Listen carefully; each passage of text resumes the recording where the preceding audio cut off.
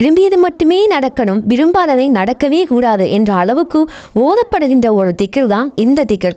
லா இலாஹ இல்லல்லாஹு வஹ்தஹு லா ஷரீக லஹு லஹுல் முல்கு வலஹுல் ஹம்து யூஹி வயூமீது வஹுவ அலா குல்லி ஷைஇன் கதீர். மாஷா அல்லாஹ்.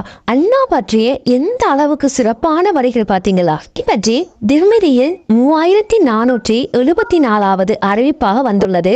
இந்த திக்ரை 10 முறை ஓதுவதனால் 6 சிறப்பு கிடைக்கின்றது. ஃபஜர் தொழுதுவிட்டு இந்த ஒரு திக்ரை யார் 10 முறை ஓதுவார்களோ அவர்களுக்கு 10 நன்மைகள் எழுதுகிறான், 10 பாவங்களை மன்னித்து விடுகிறான், 10 பதவிகளை அவர்களுக்கு உயர்த்துகிறான், பிடிக்காத விஷயத்திலிருந்தும் பாதுகாவல் கிடைக்கும், சைத்தானிடமிருந்தும் பாதுகாப்பு கிடைக்கும், சிறுத்தை தவிர அன்றைய பாவங்கள் அனைத்தும் மன்னிக்கப்படும். எவ்வளவு அற்புதமான பலன்கள் பார்த்தீங்களா?